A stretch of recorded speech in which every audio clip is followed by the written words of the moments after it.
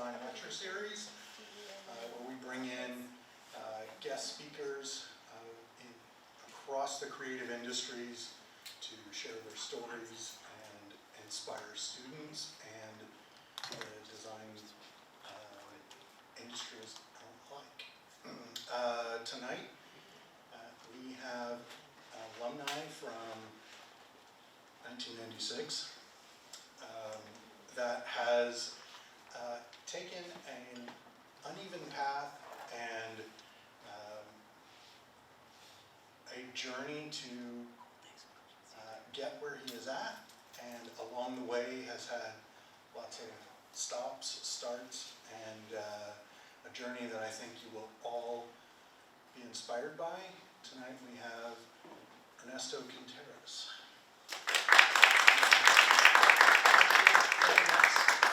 You used the word inspire twice. I hope it's really I don't terrify you.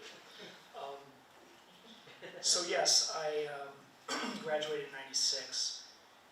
I actually graduated high school in 1980.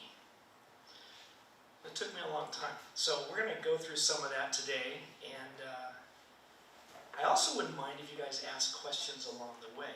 I've heard sometimes people get a little bit shy.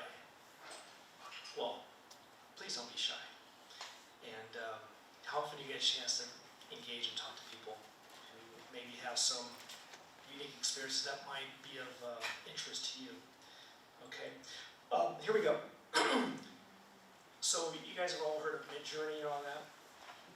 I'm like, there's my title. What am I going to use? So okay, that popped out. There you go. What's funny is when I was in college back in 1980, and you'll see some more slides on that, I was studying graphic design and illustration. And so to think if I was staying on that illustration path today with tools like Midjourney, I don't know exactly what I'd be doing. I think there are going to be illustrators that are successful and make a living, but it's a different time. Interesting, my career has spanned a lot of different types of areas. I actually worked on the ISS, if you can imagine that. While I was a student here at Long Beach State, I was offered a chance to go work at McDonnell Douglas, which was acquired by Boeing later, and they were hoping to develop the docking modules. So I went in these giant hangars, and I had to help out a foam core, how to make these giant full-scale things that you would pop through and have the experience of going from module to module. Anyway, that was only a few weeks, but man, what an experience that was for me. That was quite cool. This is a guitarist. Inside there is a little tiny product there. It's like a pickup for guitars. This guy's name, do you know who his name is? Post Malone.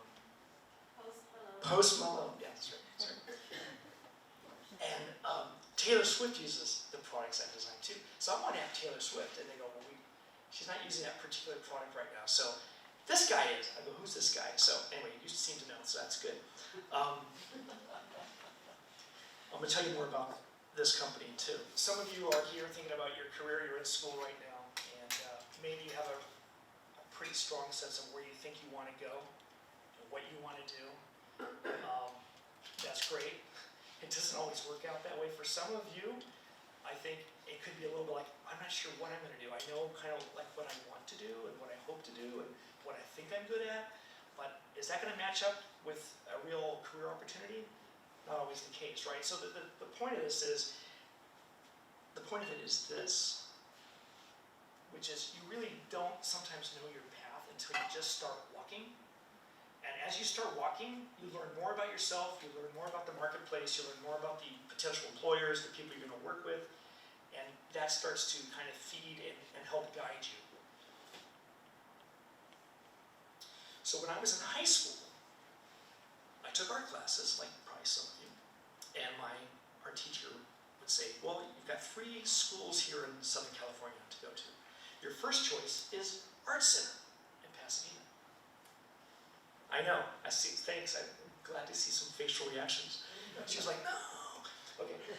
Second is Long Beach State. Third was Cal State Northridge. Okay. My family didn't have a lot of money, so Cal State Northridge was within driving distance. I didn't need to like move or anything, so I went there. I got sick in the first year with mononucleosis. And man, put me on my tail. And I retreated from university, and I went to the junior college, which was LAVC. I don't know if you know that one. And was there for a while, and then I went back.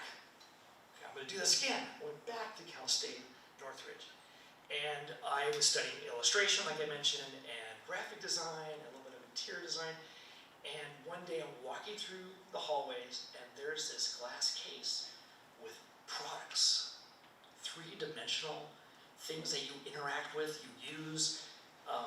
They're not static. And I was like, oh my God. And the funny thing was, when I was a kid, I used to build those scale plastic kit models. I don't think many young people do today. Usually it's the boomer generation plays with these model kits. But you would make a tank, a plane, whatever, and it had all the parts, you had to paint them, etc. So when I saw that, I was like, oh my God, I get to do that and draw and do all the other things. And my dad used to discourage me, which is great. My dad was an immigrant from South America. My mom was American. But my parents were not discouraging me to pursue creativity, which I think I was very, very lucky. But he used to bang on me all the time, stop building those stupid kit models because you draw, you can draw. Anyway, it all made sense later. So I saw this glass case, and I was like, okay, that's what I want to do. So I went to the department head, and they were looking for people to enroll, so they brought me in really quick, and I started doing industrial design in Cal State Northridge. Pretty soon I started to look around and go, okay, how is this school? And I heard other folks talking about Long Beach State, and some of them were going to do like a defection. They were going to like leave Northridge and go to Long Beach State because the program here was better. And so I came down here, I took a tour, and at the old upper campus, you may have heard folklore about the other place where they used to teach industrial design. There was these drawings in the cases of camcorders, which is like an antique machine today. But these things were just so like mind-blowing how good they were. And then I found out that several of the designers for Star Wars went through Long Beach State's industrial design program. So I was like, okay, I'm in. So I made the move, and that's me when I was younger. I was made the TA for the department. I got asked to be the TA. And that's because, you'll learn about this in a moment, I had a lot of really mad modeling skills, like I told you. I knew how to build stuff, right? So, which brings me to today. And I'll be honest with you, I'm a little bit raw today because I found out last night someone very dear to me passed away. And that gentleman is Stephen Hauser. I know you don't know who he is. But he founded and led one of the top design firms in Los Angeles, often competing with IDEO and Ziba Design up in Portland, Oregon. And some of my colleagues who are here today in the audience actually worked at Hauser. And this guy just passed away literally yesterday or 2 days ago. And it was, he was the first one who ever interviewed me for a job. So I remember taking my stuff from Cal State Northridge, going in there, and I got an internship, summer job. And that's why I got the TA job at Long Beach State, because I already had some experience in a professional firm working on model work. And while I was there, we did lots of medical devices and pretty severe heavy equipment sometimes. This one here is with a friend of mine who was ex-Hauser. We call it Hauser Design. He had his own firm called Bio Design, and so I did that project with him. What was funny is this was 1994, and that was for Johnson & Johnson. So even before I would end up having a job at Johnson & Johnson, I worked for them as a consultant 20 years before, or whatever it was.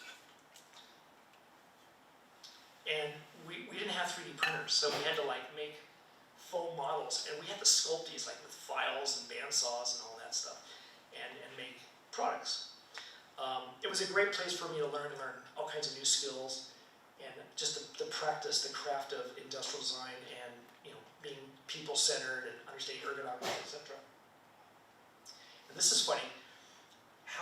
Steve Hauser, his firm 1 year tied with IDEO for corporate design awards on the IDSA.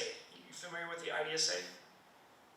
Industrial Design Society of America, International Design Society of America, whatever it is. We had 6 awards, IDEO had 7. We worked on this, but we had to sign a thing that said we couldn't acknowledge publicly that we worked on it. So we're like, robbed.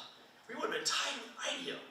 So anyway, I eventually didn't tell you the bit yet about me getting kicked out of school, did I? No, I didn't get through that. So here at this school, and there's just too much content stuff, so I'm sorry, I abbreviated to make sure I was somewhat concise. But what I didn't tell you was I got sick again.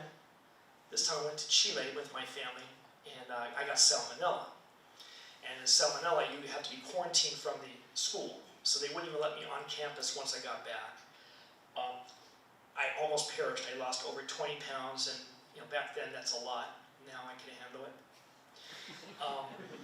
But they wouldn't let me on campus, so the way the program was then, I don't know if it is that way now, that you drop in for a certain term, and then it's like the next year. Like at Art Center, there's 3 terms, you can drop in and out. But I had to wait a year. So I found a job through a friend doing kitchen drafting, like doing drawings for really expensive kitchens, etc.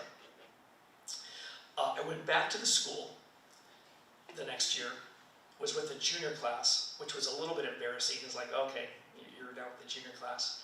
But I was cool with it, and they were really, really nice. Like, we're so cool, it's so cool that you're with us. And I'm like, okay. And then I kind of messed up. Never date someone you work with.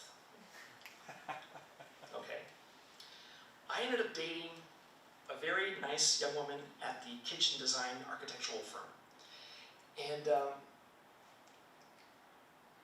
got emotionally involved, etc. And it didn't work out. So then I was sad, I was depressed. I'm probably telling you way more than I should, but my friends know that I've got no filter.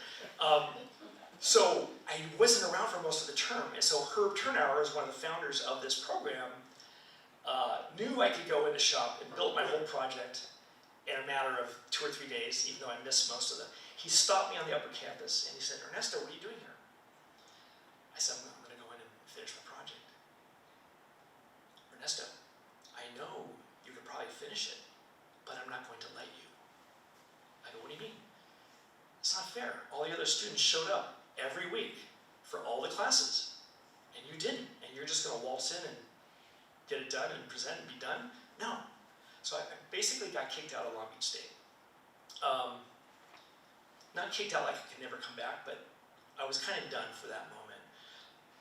What was interesting though was, because of this office Hauser design, the word was out in the street that I lost my chance to get my degree, and one of the senior design manager leaders there named John Lopulot calls me up and says, hey, we heard about what happened to you, and we need to hire someone. Would you be willing to take a job with us? I'm like, whoa. Well, what's interesting is that kitchen architectural firm is about to start a whole new business about construction for these really expensive homes, etc. And they're going to offer me more money to do that, be like a construction manager. And it was never about the money for me. It was like instant, like, I'll take the job at Hauser Design, because I knew inside, that's what I was saying at the beginning, you have to know kind of what you want to do, and I knew what I wanted to do, and it wasn't about money. So I worked really, really hard. I was telling Max the story at dinner that one of those big machines that you saw a few moments ago, the one on the right, that's an angioplasty laser device. And it's kind of like Roto-Rooter, where they can go through and take out blockages in the heart without having to do a full open heart surgery. It goes through a femoral artery, and the patient's awake, just has a little bit of local anesthesia. And Hauser would work 4.5 days per week. Everyone gets off at noon on Friday, so like 9 hours, 4 days, 4 hours on Friday. And so you got a big weekend. And I was so appreciative and scared that if there was an economic downturn, that I'd be the first to be let go, because I don't have a degree. And I was one of the last ones hired. So I found myself working sometimes till 2 or 3 in the morning on that Friday evening, even though everyone left the building like 8 hours before, or actually more than that, 15 hours before sometimes, because I was just so terrified and very, very scared. And I was so lucky because that program, that product went on to win a bunch of awards, etc. So now I know that I want to get a degree. My dad, who's, as I mentioned, an immigrant from South America, his boss told him, your son will never get his college degree. You'll be in your grave when your son gets his college degree. And that made me quite upset. So I'm like, okay, I gotta do this. For my dad, but for me. And so I went back and I did basically some junior classes up near J&J Design's office near Calabasas, and then I did my last core requirements here. Here's a couple just for fun. You know the artist Miro? So the project, you guys saw the project where you have to do an artist and turn it into a piece of furniture? Or that's like that's so old, okay. So you have to take an artist and then you have to like somehow translate that into a chair or whatever, right? One of the things I learned about myself really early was I couldn't be satisfied with just doing one chair. So I went ahead and did a whole pool set. And what's interesting is you have rafts. Those little things are a little ice chest that would float in the water. You could set it up on the deck. They could actually dock. You can't see, there's a little hole over there. You can dock it into your little raft. But the cool thing was, and they didn't have drums like they have now, if you were in a neighborhood with lots of swimming pools and people owned these pieces of furniture, and you took the drum with a camera over, every backyard would look like a Miro painting. Get it? I thought that was the concept, was how do I make every backyard like a Miro painting? So then I didn't just do a chair, I made paintings, and every painting was different. So that was my furniture project. Okay, so because I got sick in Chile with salmonella, I decided for my senior thesis project to do a telemedicine solution, which is, as you know, now this is all taken for granted, but if you go back in the 90s, we didn't really have telemedicine the way we do today. So this was a cart that would have different modules. You get to take a x-ray machine, plug it in, CT scan. You can take a slide, there's a little drawer. You have a CD or DVD backup so you can record the conversation between a doctor in, let's say, North America with a doctor in Chile. Okay, and that was my thesis. And so with that, I was done. I actually got my degree, and that was 1996. Yep. Okay. I hope I'm not boring you guys. This is really, really weird. It's like looking at faces. Okay. So I got my degree, and everyone in the house was like, well, one, they were telling me, you don't need your degree. You don't need your degree, because I was winning awards with different programs, so like that. And they were really happy with me, and I was a good employee. But I knew I wanted my degree, like I said, for my dad, for me. And I knew that if I ever wanted other jobs, other places, they may require me to get my degree. Okay. So the story here is, don't think you can just not get your degree. Okay, is that clear? Is that clear? So I had this unique moment where I had friends that lived in Sweden, and because I was a TA, you never heard this story, but you'll hear it now. There's a gentleman named Magnus Lundstrom who came from Sweden, and Herb Ternauer said, Ernesto, find Magnus Lundstrom a home to live. I'm like, I'm a TA, why am I supposed to find a guy a place to live? But I took the job seriously, the task, and so I invited him to live with me and another ID roommate, so there's 3 of us living in the same place here in Long Beach. And we became friends, and we're still friends today. So the thing was, I would get to go work at his new design agency in Stockholm called Propeller Design. At the same time, I had a job offer, a signed job offer. I interviewed at Adidas. It was to head up innovation design for Adidas, and I was extremely excited. And so the deal was, you would go to Sweden, they were going to let me go. I would start in 2 months. I had 4 weeks to go, 4 to 5 weeks to hang out in Sweden, just kind of get that out of my system, and then I would go work at Adidas. I'm there for about 3 weeks. I get a phone call from the head of design. Hey, how's it going out there? You having a good time? You ready to come back? I'm like, yeah, I'm ready. He goes, well, something came up. I go, what do you mean? We need you to start sooner. You need to be in the dugout hanging with the New York Yankees next week. Because they had this whole program, I guess, with the Yankees or just Major League Baseball. And again, I was going to lead innovation design for Adidas, so they wanted me to have in the field, hands-on knowledge, hanging out with these athletes, right? But this was a little bit of a weird thing for me. Like, I guess I'm a little bit too principled. Like, we had a signed contract that said I would get to start at this later date. And I was really enjoying this experience. It was something I always wanted to do. I'm also part Swedish, so this was a little bit of a interesting thing for me. I'm kind of a mutt, so just I'm proud of it. So I wasn't too okay with that. And he goes, well, you know, we really need you out here, and some of the guys think you're just gonna like Sweden so much and you won't want to come back. We need you next week. Yeah, I'll give you 24 hours. So I talked to the owner of the design firm, and they said, oh, that's not very cool. I go, no, that's not very cool. Well, if you want, you can stay here in Sweden. Really? So I ended up staying for 7 months, and I think it's one of the best things I ever did. So that was kind of a curveball, that I have a signed contract, my word is my word. I would think the corporation's word would be the corporation's word, and then they changed the rules, and I did a little bit of a change there, and so that's the whole thing of the unobvious choices. Like, most people say, well, no, IDSA, that's a pretty senior role there. Of course, that's what you would do. But I didn't always follow, like, I guess, the textbook, what you're supposed to do. So I went ahead and I stayed in Sweden, like I said, and one of the best experiences of my life.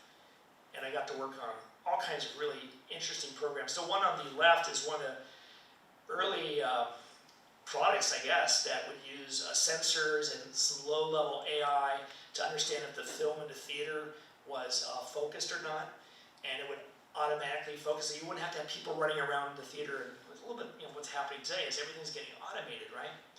And then a simple phone, which basically brought a few $1 million of royalties to my friend who owns the design firm, so he made out quite well.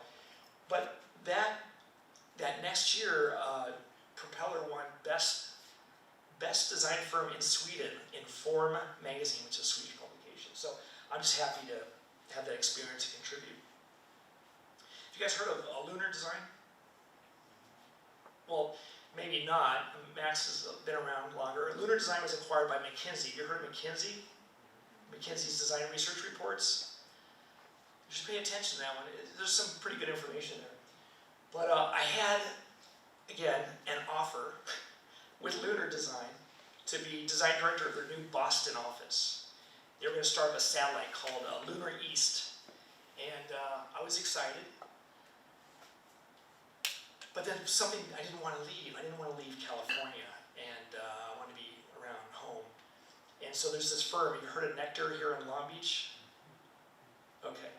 It actually used to be called DSID, which was Darren Service Industrial Design. And hey, Darren, if you're tuned in, I'm going to tell them the secret, which is, I suggested that we rename his office because I said, look, if you want anyone quality, they don't want to work for a name of a person.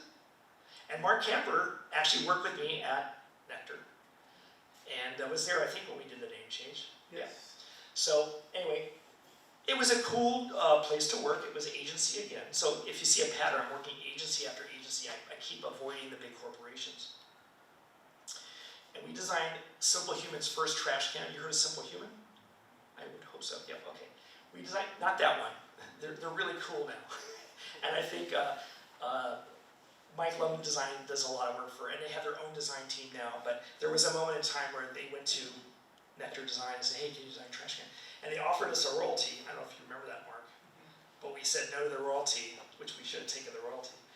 And we got paid, I think, $15,000 just to design his first trash can, which was hugely successful and got him additional funding, and he's pretty big today. The other thing that's really interesting is that Epson printer down there, they were all beige until we did a research project. We were asked by Epson North America to do a research project about printers. They weren't able to crack the US market against HP. They wanted to do photo quality printers, so we did this really simple research program, and we did some concept work, and we said, look, it sounds so simple. Just make the printer look like a high-end digital camera. Well, we did it. We presented to the Japanese, and they loved it. And so since then, not every printer, they do have some beige ones in the lineup, but most of them moved to this kind of dark color scheme. Did a lot of music equipment. I mentioned all our bags. This is a speaker I did called the Synapse. too bad you can't see the back, so there's some really cool details on it. But I've been designing now for LR bags as a ghost designer for over 20 years. So even when I'm a executive at Johnson & Johnson, I still have to keep my hands dirty, so I'm still designing. Can you imagine that? I'm still designing. I'm like a kid in a candy store. It's like oxygen when we do our call. We have a call tomorrow, and we're designing this little thing right now, and that's what I love design. So, okay, so stay agency or go inside. One more little detail that Max shared with me at dinner. I thought I had to cram everything into 30 minutes. So he actually said, no, you have about 45 minutes. So I hope that doesn't scare you. I'm going kind of fast, so we'll do Q&A. So the question is, stay agency or go inside? Now you saw that I avoided going inside twice, right? Adidas and Nike. Oh, I didn't mention Nike yet. No, I didn't. Okay, sorry. I gave it away. Okay, I'm going to tell you about Nike. Okay. Okay. So, I'm working at Hauser again. So they always take me back. I did 3 tours of duty at Hauser Design, 11 years over a 13-year period of time. You know, I think I provided, they took care of me, and you know, that was family. And I love that company and those people. I was in discussions, talks with Nike. Now I didn't have a contract, but the head of that team really wanted to hire me. I had dinner with him, and they were going to be drafting up an offer soon. And then we had Belkin. Have you heard of Belkin? Yep. Oliver Sal is the VP of Design for Belkin. He's in the audience. I'm very flattered. I have these friends that show up. Belkin was a client of Hauser. They were about to fire Hauser Design because they weren't happy with the work. And Steve Hauser and Ron Pierce was the VP. Ernesto, will you please take on the account?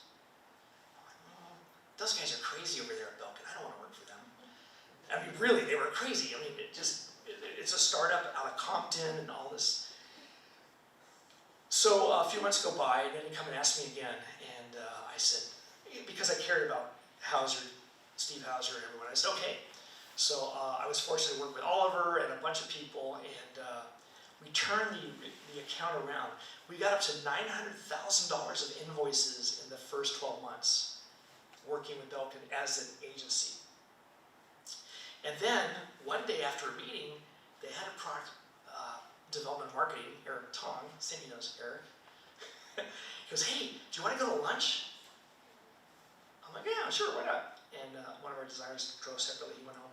I'm at the traffic light behind him before we turned this strip mall for Peruvian food. It's really good. And I'm like, he's going to ask me if I want to work for them today. I just feel it, right?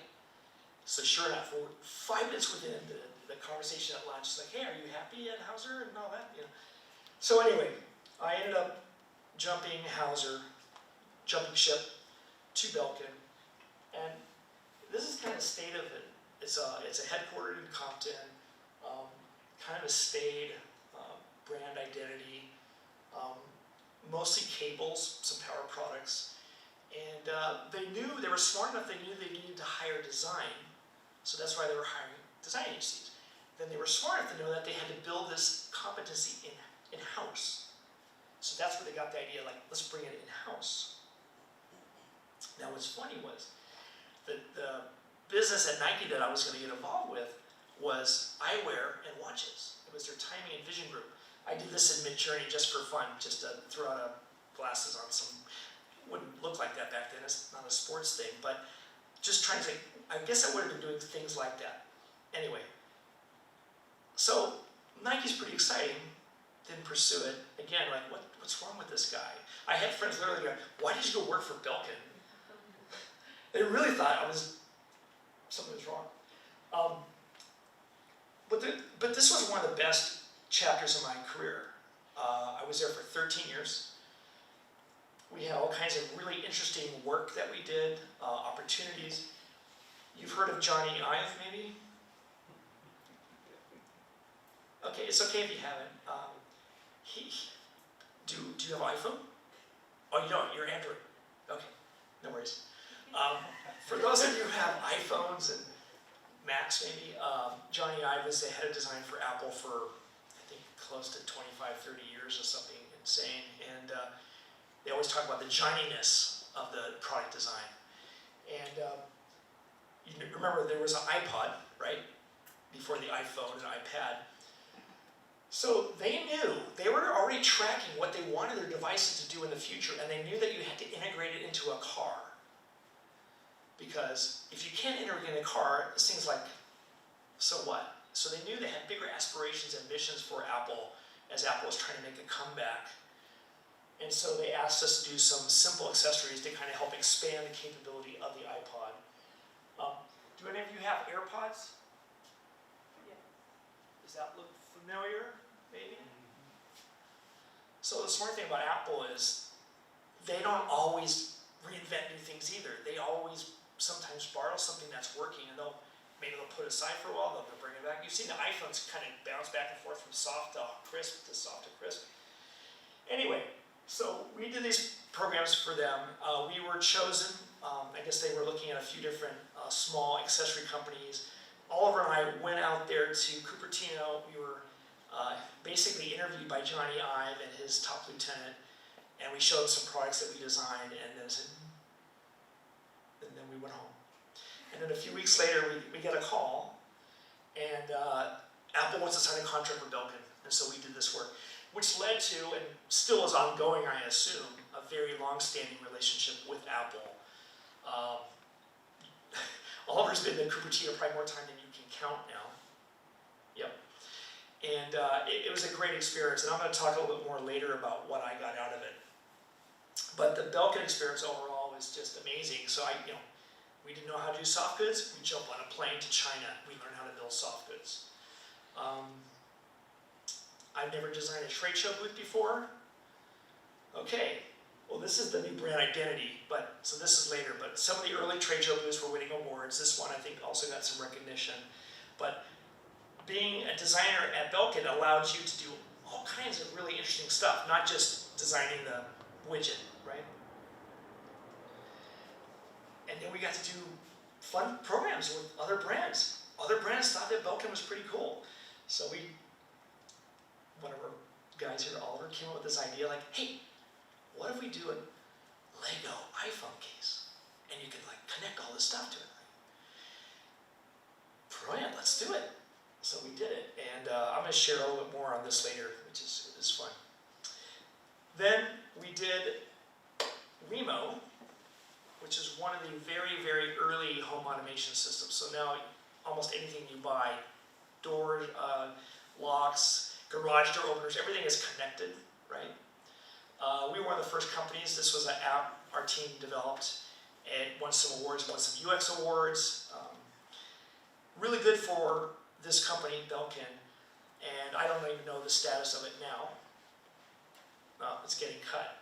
And part of that, I'll just be real honest here, and Chet Pipkin was the founder. Sometimes you just gotta really stand behind something and really invest in it. And again, I don't know all the mechanics, but these things need nurturing. If you always look at the startups like Nest, they would get funding, they would build it, and they would be maniacal about quality and making sure the end user experience was the best it could be. And that's how you build a brand and a portfolio of products.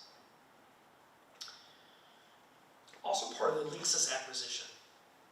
So a few of us were involved with we bought Linksys from Cisco, and it's a wireless Wi-Fi router company. And so we had to redesign the brand identity and the routers, and it's evolved since then. Obviously, things keep evolving.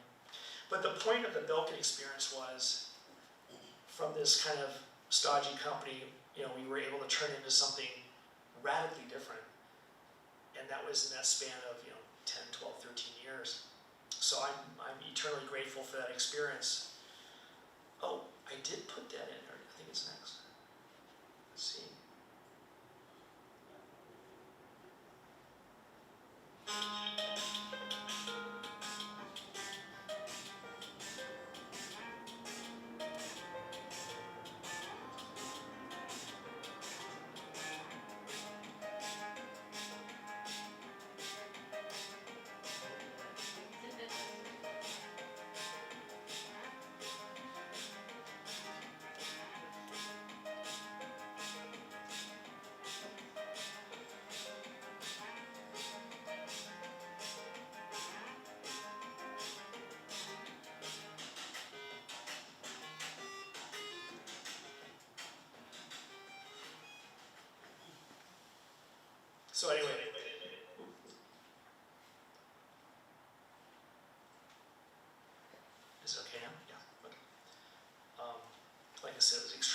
experience. It was going inside a company, not being on the agency side. But I gotta tell you, I had a lot of diverse experiences at the agencies, which I think helped prepare me to go inside. And I'm very, very proud of the people I work with, who are, some of them are here, and I always have fond memories. Okay, so I haven't shown you my family. Now you can see family pictures. So what I didn't tell you was, my mother was sick most of my life. And she had ended up with diabetes and all kinds of things. And I think that's why I never left Los Angeles, really. I just wanted to be close to home. Sweden was only going to be too much, remember? But then I was going to go to Portland, so maybe that factored into not taking the job at IDSA. I don't know. That's me, if you can figure that out. That's my sister. There's my dad from Chile. Okay. So, when she passed away, there was something I was going to try to make a slide, and it was really something that dawned on me, I think, around the time I left Belkin, which was, I would look 5 years ahead into my future. So this is back to your journey, okay? I would look 5 years into my future, and I would look 5 years back. Now, when you're first starting out, you might look 1 year out or 1 year back. Maybe you're working for 5 years, you're looking 2 years out. Anyway, I've been working longer, so I'm looking 5 years out, 5 years back. And kind of a test for me was, if the work that I was going to be doing in the next 5 years wasn't as exciting and challenging as the work in the previous 5 years, then it was time to move on. So for my mom passing away and having this kind of like moment of, well, where am I, what's next? And then a headhunter contacts me for this potential role at Johnson & Johnson. And what I realized was, now that I have 2 kids, and they were very young, that purpose mattered to me. You familiar with the concept of purpose? Wanting to know your purpose, work for a company with purpose. So the idea of working for a company that maybe did good in the world, maybe contributed to better health, longer lives, was very appealing to me. And I also didn't want my kids to think that Dad just worked for money, that Dad worked for a company that he was giving back in a way. Okay, so I agreed and I joined J&J.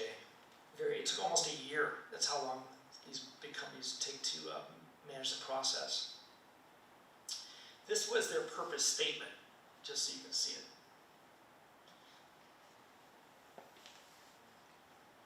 And I actually got to work on the team that helped craft this. I also got to work on the team at Belkin that crafted Belkin's purpose statement. So purpose really does matter to me. Now, they didn't have this articulated when I got there, but I knew what the company stood for, because you could see, yes, J&J has some issues in the news, but the bulk of the company is exactly this purpose statement right here. So I'm at J&J, and they give me a design team of about 25 people that do basically packaging. I have a lot of packaging experience from Belkin. But it's baby shampoo, it's Neutrogena, it's Listerine, a lot of the CPG type of things that maybe many of you use. And the ask from the woman who hired me in was, we really want to go big on design, kind of like Belkin, but it's at a different scale, right? We want to extend it across all 3 businesses. So J&J has 3 businesses. It has the consumer health, the MedTech medical devices, which I have experience in, and the pharmaceuticals, which I know very little about. And one of the things I recognized was they were so focused on the packaging, and they only dabbled a little bit in these other areas. So I wanted to build an organization that could deliver on full 360 holistic experiences, which again, I learned from our partnership with Apple. Apple's the largest, most successful company on earth, and it's because they get this better than anyone else. So I feel, again, privileged to learn that. So I don't normally show this. This was my operating model organizational chart of sorts. This is what I built to build a team that got us from 25 full-time and some contractors to over 200 people. And we were doing programs across the entire enterprise. We had an annual budget of around 58 million. So it was a pretty large operation. And we had experts, subject matter experts, in different parts of the design craft, but also with domain knowledge. So someone who understood healthcare. These people understood healthcare. But if you see over there, there's the pharmaceuticals and vision and all this, and we would have people understand that business. They would engage with them, understand the internal clients' problems, and then we would assemble the team to address the program that they needed. So for example, if it's smoking cessation, you've heard of journey mapping and tools like that. We'd also do a lot of future vision work, where we would interview the business, supply chain, R&D, marketers, and they have all these different disparate pieces of tech, but they couldn't make a holistic solution for the patient or for the doctors. So we would find ways to tell storytelling, that could show people what they could do if they started to build a strategy around it. And the brilliant thing was, you'd have the R&D team with this little, look, we got this thing, and the other group over here, we got this new science, but they couldn't put it together. This would help rally people together to have a shared vision and build a strategy, and then there'd be workflows around that. I also got lucky. I got involved with the design of the Johnson & Johnson Museum, which is, kind of cool. It says on the building 1886 or something. Yeah, 1886, very old company. And I didn't put as many slides in because I thought I'd have 30 minutes. But we had to work with one of the top museum design agencies out of DC that does a lot of things like in DC, all the new museums.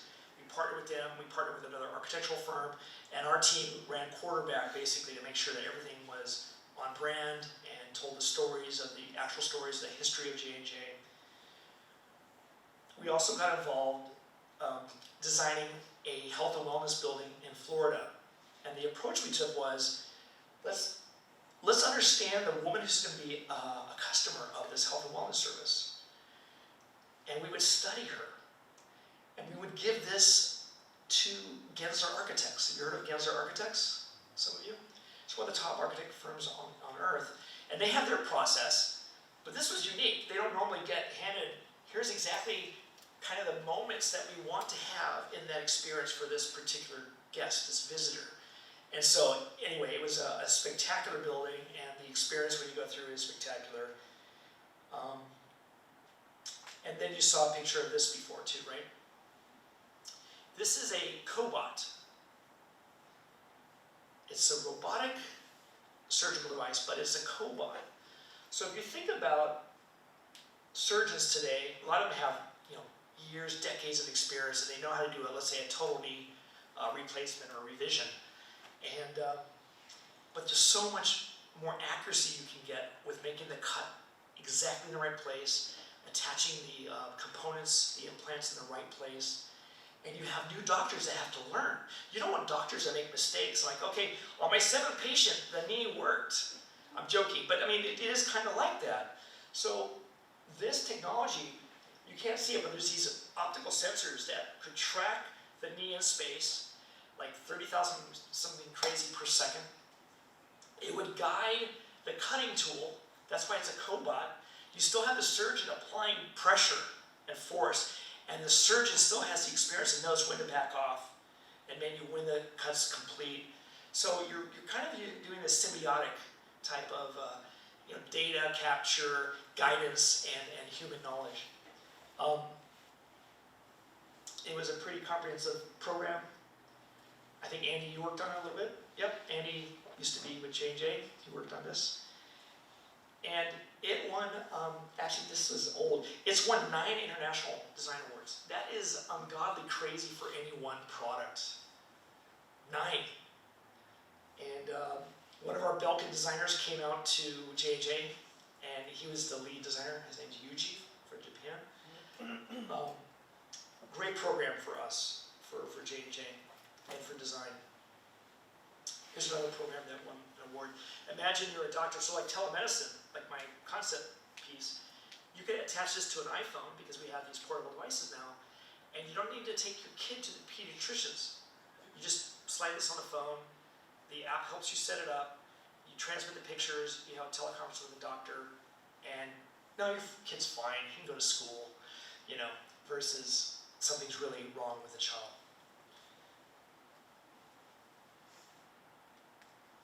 Now, like I said, I like to keep my hands dirty. So I was in Singapore at a big design event, and myopia was one of the topics. It's an epidemic globally, but it's really, really accelerated in Asia. And they think it has to do with genetics, maybe, or lifestyle. And you see a little child, little kids. If you know enough about the eye muscle, the muscle focuses. When you look at something far away, it's relaxed. When you start to look at something close, your muscles tighten. So you have children that hold devices, like you see kids at a restaurant, and the parents will just give the kid a phone, and the kid's like this. Oh, I feel so bad for them. So this idea that I came up with is now patented, uses the sensors on the device, and it can read the triangulation between your eye centers and your nose and mouth, that triangle, and then you plug in the age for the person who's going to use it.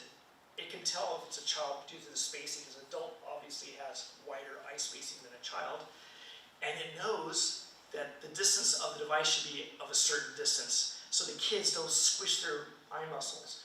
So this would force them. Look at it. It's so easy. There's no parent yelling at the kid. It's just simply, it's too close. So we made a mock-up of this, and then we got a patent. What's interesting is Apple just released a solution like this, I guess about 6 months ago. I think there's a problem with J&J's patent, but J&J is so big, I don't think they're going to go, hey, Apple. Anyway, I haven't pushed it. I'm friends with the CEO of the Vision business. I'm going to press him again. Okay.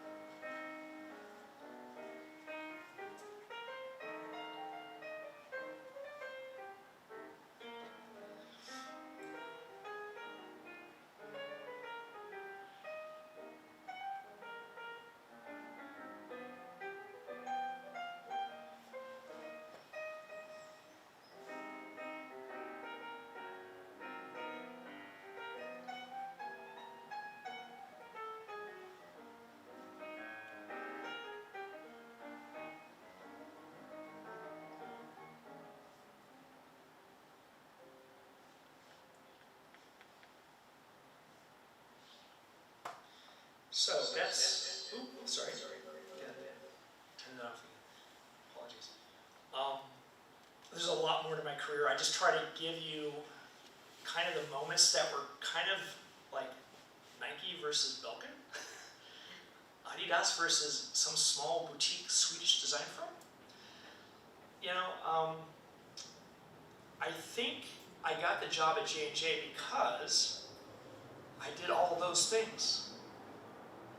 If I went to Nike, there's no way I would have ended up leading design at Johnson & Johnson.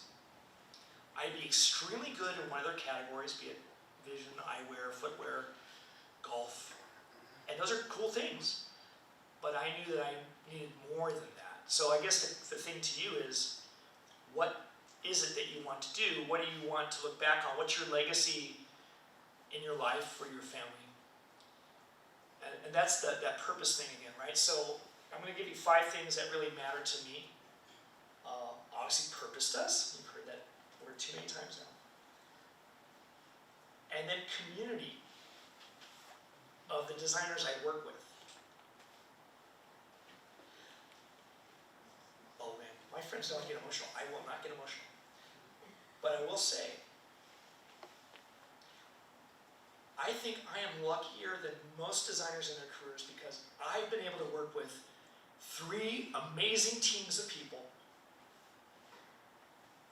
that did some of the best work I've ever seen, and I can show you ways of measuring it. And everyone cared about each other. And there wasn't much ego. It was about, what's your idea? You know, and it wasn't about my idea is better. It's like, well, what's the best idea for the patient or for the end user or the surgeon? So anyway, I'm so lucky I got to work with these groups of people. And you see Steve Hauser right here. There's Oliver. Mark, are you in this one? Not in that one. I think I left early. Went to bed. So, and Andy, I looked, you're not in this one. Probably hiding in the back. Yeah, so this was taken before COVID. And so this doesn't show the team in Singapore, the people in California, we had people in Northern California, in Los Angeles, we had people in Europe, and we kept growing. I guess I'll tell you the bad news, or you already knew that, but they dissolved our design organization in January of this year. And they didn't just do this to Johnson & Johnson. The head of design, the CDO at Philips, also got impacted. His leadership team was let go. So this was something that was going across a lot of corporations. And you're probably like, don't tell us that, we're studying design. But I think it's a pendulum swing. And I do believe that there's still people hiring designers for sure. But I think the notion of centralized design is the pendulum swing. So they thought, bring it in and centralize it, then later the pendulum swings and they can decentralize it.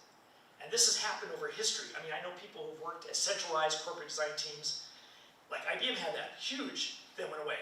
Then the last 10 years, IBM's hiring thousands of designers. So you guys are so young, you may even see one of these things back and forth, so don't get discouraged. So that's this whole thing about everything being connected in ecosystems, brand touch points, experience touch points. So lucky to get to learn that firsthand through direct and indirect experience with Apple. And my advice to you is you need to live by this. Everything is connected, and if it's not connected, it's an opportunity to get it connected, because it will be connected. That sounds a little ominous too, right? But it's a fact. Everything's going to get smarter. Your shoelaces will have intelligence one day. This is a slide I created. You saw this, Oliver. Remember this one? Yeah. We're talking about it today. Oh. This slide, but I got it. Okay. Well, if you don't mind, can I tell you a little bit about this? And this is not rocket science. I think there's other design firms that they call it backcasting. But for me, what I learned, I guess, again, working with Apple and just through other programs, so often people tend to make an incremental improvement from where they are, from the product that they have today. Very seldom do they look way out and go, well, what do people really want? So what you don't have, there's a whole slide deck here. But see, this is grass, perfect grass, right? So many companies spend time like, how do we make a quieter lawnmower? How do we make a lawnmower that uses less gasoline? Emits less pollution. You never have to sharpen the blades. It's cheaper, it's more maneuverable. You do also, okay, but what do people really want? They don't give a crap about the lawnmower. And I have this picture of this beautiful couple laying on the grass. All they want is the grass, the beautiful grass, right? So it's not reality, it's ideality, right? And so as designers, I think the more we can start there, and I think Elon Musk, you can have your own opinions about that guy. I think he leverages this kind of thing. I think they call it first principles thinking. Is that right, George? Yep. You don't just start where you are making NASA rockets the same way they do it. You say, okay, if you want rockets to be cheap and economical, you have to make them like an airplane, that they're reusable, right? So if you know anything about SpaceX, they can go to space and then it lands. It doesn't end up in the ocean and rot. So this ideality thinking is really important to me. So it also led to a value, which I don't even know is still at Belkin. It is. We had 5 values. I was able to work with HR and develop the value system for the company. And pursue the ideal was one of those 5 core values for our employees globally. It's a design mindset, if you think about it. Okay, last one, stay humble. Hopefully you've seen, I'm a little bit quirky and, I don't know if quirky is the right word, but I think I'm a normal, everyday person. Like, I have people tell me, like, if someone ran into you at the airport, they would never know that you were the CEO of the largest healthcare company on earth. I got that many times, and I didn't know how to take that at first. Like, should I be worried about that, bothered by that? No. I'm glad that I'm approachable, and I think that's the way we should be. If you're fortunate to get a position of leadership, you need to remember where you came from, that everyone's opinions matter, and you get the best solutions when everyone works together and shares those ideas. It shouldn't be like some top-down, well, I've got more seniority, so my idea is more important. That's bullshit, especially in this world today, because everything's moving so quickly, right? So you gotta get to the best ideas faster. All right, thank you We're very done. much. Ernesto. Okay, thank you all. Appreciate it.